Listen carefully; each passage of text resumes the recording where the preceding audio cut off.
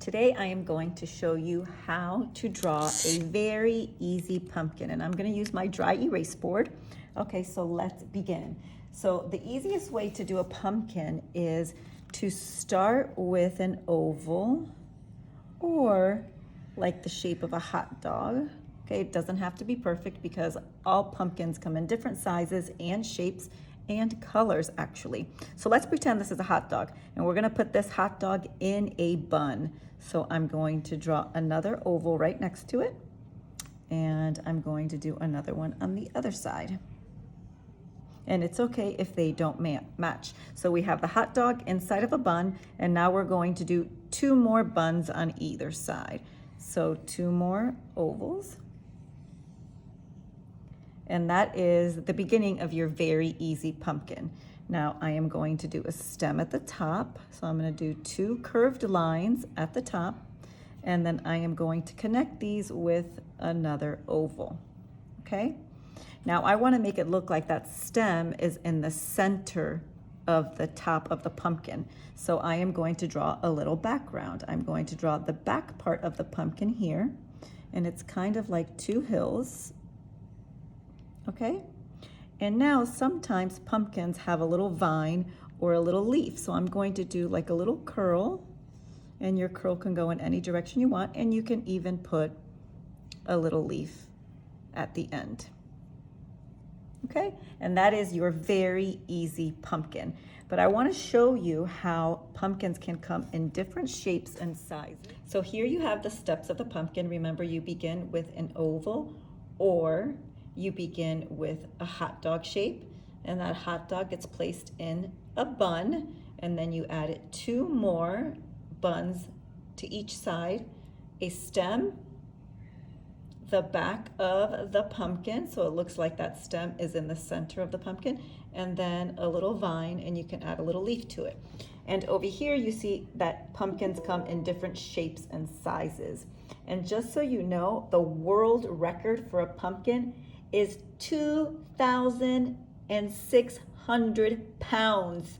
One pumpkin was 2,600 pounds, and it was actually grown in New Hampshire here in the United States. So that's pretty incredible. So we have some that are round, we have some that are kind of thinner at the top and get rounder at the bottom, some that are really, really big, some that have kind of a curvy shape to them.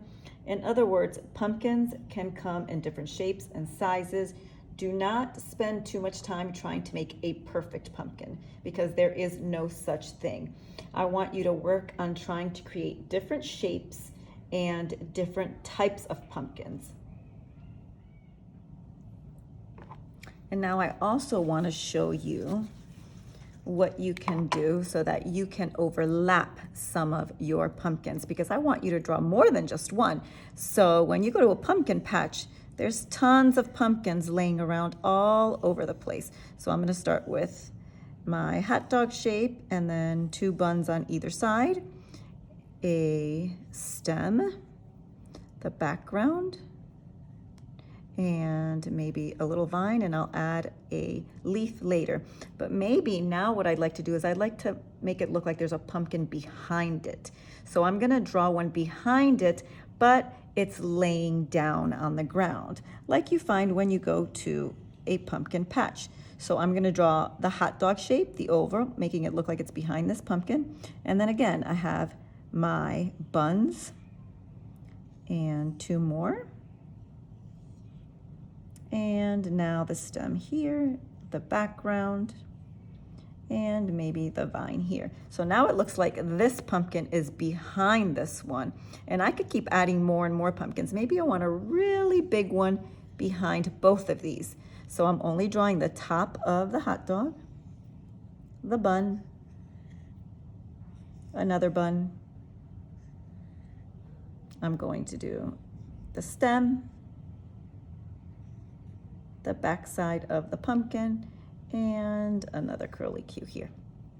Okay, I could keep going. Maybe there's a hill here. And maybe back here, because this pumpkin is farther away, I'm gonna draw him higher up on the paper and a little bit smaller, because as things get farther away, they get higher on your composition and they also get smaller. Now I don't want him to look like he's floating in the air, so I'm going to draw another little hill just like this. And I could keep adding more and more pumpkins, maybe another little one. He's very far away, so he's gonna be even smaller, but he's gonna be a wide pumpkin. Okay, and again, I don't want him to look like he's floating in the air, so I'm gonna do a little hill behind him. Okay, and I could keep adding more and more and more pumpkins. So I have 1, 2, 3, 4, 5. So go ahead and practice drawing your pumpkins. I will put the screen back on with the how to draw pumpkin steps and the different shapes of the pumpkins. Once you have practiced drawing your pumpkins, I want you to draw pumpkins that overlap. So I want you to show some pumpkins that look like they're in front of others, like this one is in front of this one, and this one is also in front of this one. I want you to show one pumpkin maybe on its side, and then maybe show one pumpkin far, far away up on a hill. So we're gonna be talking about overlapping, and we're going to be talking about filling up our composition, filling up our paper. So in 2 pages in your sketchbook, if you are in 2nd grade, you're going to give me 2 pumpkins. If you are in 3rd grade, 3 pumpkins. 4th grade, you're going to give me 4 pumpkins.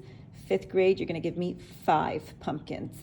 How you set it up on your composition is completely up to you, but I do want to see overlapping. Maybe even have one pumpkin look like it's coming off the edge of the paper and really fill up your space.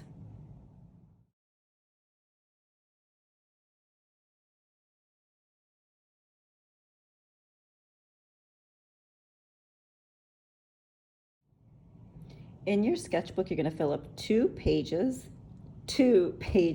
and I want you to really fill up those pages. So somewhere on one of those pages, I want you to draw a really big pumpkin, and then I want you to draw lines coming out from that pumpkin. They could be wavy, they could be straight, and I want you to fill up each section with patterns that remind you of fall.